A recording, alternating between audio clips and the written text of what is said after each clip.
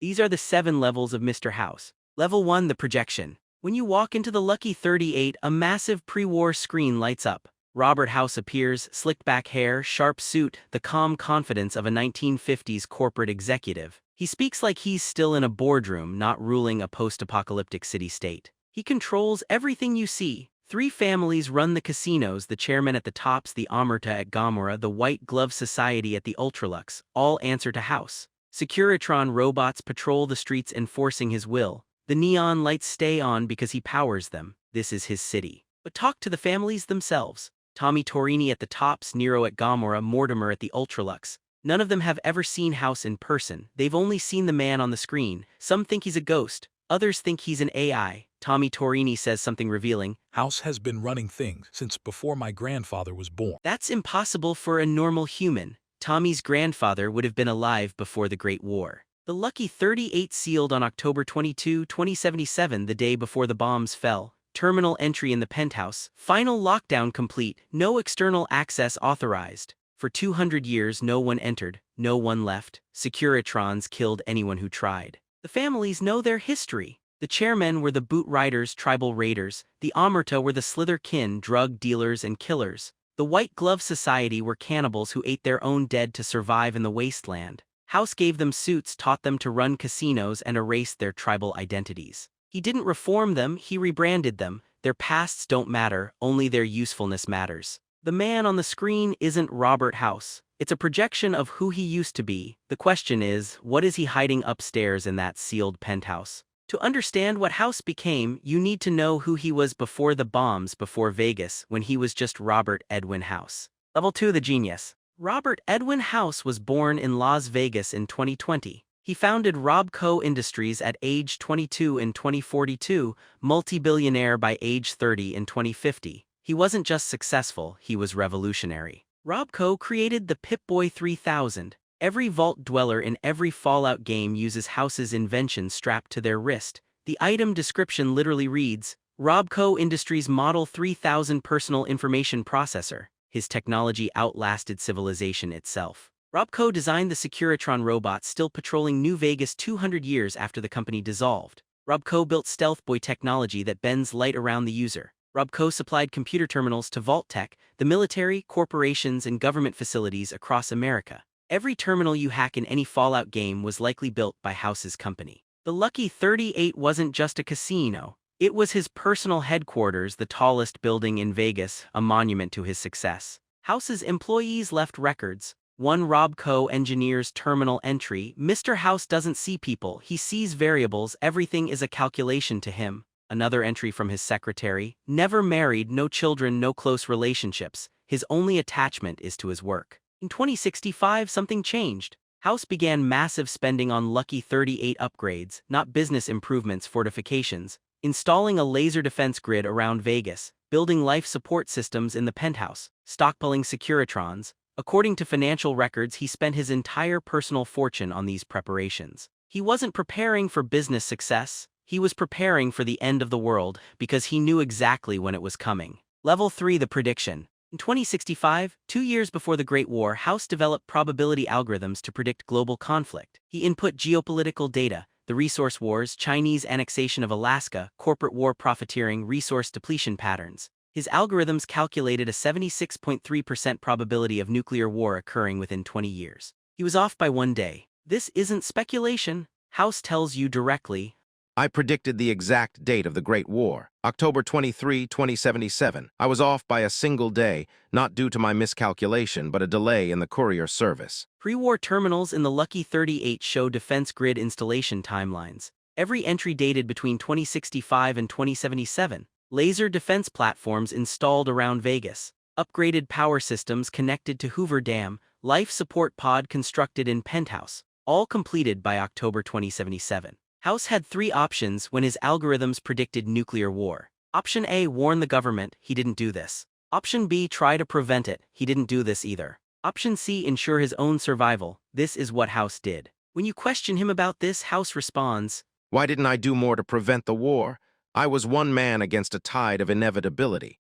The best I could do was save Vegas, and that's what I did. He saw the apocalypse coming, did the math, saved himself and his city. That was the extent of his moral responsibility. The final piece of his preparation was the platinum chip. Ordered from Sunnyvale Technologies, it contained the Mark II Securitron operating system upgrade. Delivery date, October 23, 2077. The exact day his calculations predicted the bombs would fall. The chip was his insurance policy. With it, his Securitron police force would become an army capable of defending Vegas against any threat. Without it, his plan was incomplete. The courier carrying the platinum chip never made it. October 23, 2077. 9:13 a.m., House's calculations became reality. Level 4 The Survivor. House's systems detected launches at 9:13 a.m. October 23, 2077. Defense grid activated. 77 missiles targeted Vegas. All 77 shot down. The Strip intact, Hoover Dam intact. But the platinum chip never arrived. Defense grid only 91% operational. That 9% failure cost lives. 68 warheads hit outer Vegas. Suburbs annihilated. Thousands died who could have been saved if the full grid was online. Terminal entry, October 23, 9:47 a.m. 34 minutes after thousands of people died. Outer perimeter lost, Strip intact. Hoover Dam intact, acceptable losses, the plan can proceed. Acceptable losses. The grid failure damaged his life support. Medical terminal. Critical damage, emergency stasis activated. Subject Robert House, duration unknown. House entered a coma-like state for 197 years. Body suspended in fluids, mind active but limited. He could monitor systems but couldn't interact. Lucky 38 went dark. Securitrons stayed on basic protocols. Nobody could enter, nobody could wake him. Outside, the world collapsed, rebuilt, collapsed again. NCR formed. Legion rose. 13 tribes moved into Vegas ruins. 2138 House's systems came back online. He woke up after 197 years. Through Securitron sensors, he assessed everything. Vegas occupied by tribals, no government, no infrastructure, but the Strip still stood. Hoover Dam still worked. The plan could continue.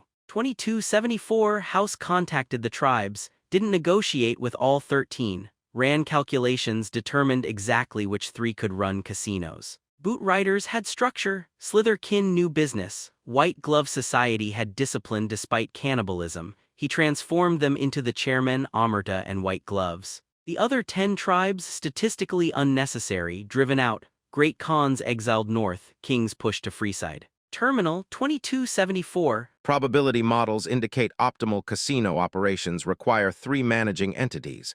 Additional variables introduce chaos. Eliminated. By 2281, House controlled the Strip, but the guy giving orders wasn't human anymore, not really. Level 5 The Immortal. House never leaves the Lucky 38 because he physically can't. If you fight your way to the penthouse past Securitrons and locked doors, you can access his chamber. Hydraulics hiss, steam vents, door opens. Inside, life support pod filled with fluid, tubes and wires everywhere. And suspended in the fluid, something that used to be Robert Edwin House. Age 261. Weight maybe 60 pounds. Skin like parchment stretched over bones. You can see veins underneath, dark and still. Muscles completely gone. Eyes working but wet and pale, tracking you. He can't move, can't breathe without help. Can't survive outside this pod. Medical terminal. Subject Robert House. Status critical but stable. Duration 197 years 4 months. Survival outside containment impossible. Time until expiration if exposed 60 seconds. His immune system hasn't seen germs in 2 centuries. You expose him to air and infections bloom immediately. Skin discolors, breathing gets worse, organs shut down. Disconnect him and he's got about a minute. His last words, "Damn you, you've destroyed all of my work. Centuries of preparation, lost." not my life, his work. Even dying, he's calculating what's lost. This is what 200 years of survival cost. He's not immortal, he's a prisoner in a machine. A mind trapped in a corpse kept alive by tech. But House doesn't see this as horror. Terminal from 2275. Physical form is irrelevant. The mind endures. The plan continues. He survived for one reason. He's got a plan that goes way beyond Vegas, beyond the wasteland, beyond Earth. Level 6 The plan. When you deliver the platinum chip in 2281, House's response is immediate. At last, now we can begin. The chip has the Mark II Securitron OS. You take it to the fort beneath the Strip where an entire army waits underground.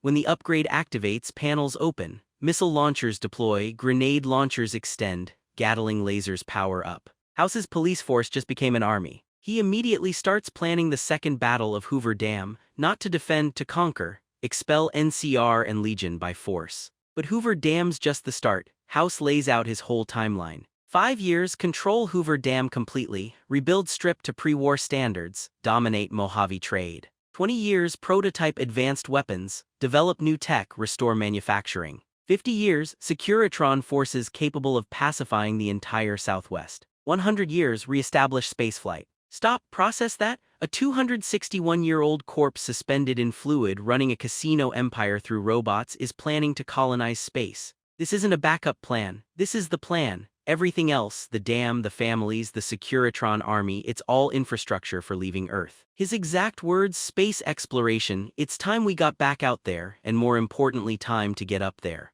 Not to explore, to escape. House sees Earth as a fun experiment. Civilization destroyed itself through greed and tribalism. He thinks it'll happen again. His solution, abandon the wasteland, colonize space, Mars, asteroids, anywhere not radioactive. And he's not saving everyone. Terminal from 2276, resource allocation for Project Starship requires selective population transfer. Criteria, technical expertise, genetic viability, psychological stability, usefulness to colonial infrastructure. He'll take who he deems useful, leave everyone else to fight over ruins. The question is, how does a tech CEO know how to plan space colonization? Why does his 100-year timeline match Vault-Tec's 200-year program so perfectly? The answer's in the contracts, the ones connecting RobCo to Vault-Tec. Level 7, the connection. Every Pip-Boy in every vault, RobCo design. Every terminal in every vault, RobCo manufacturing. Every security system, RobCo tech. Switchboard terminals, the DIA facility in the Commonwealth list, primary systems contractor,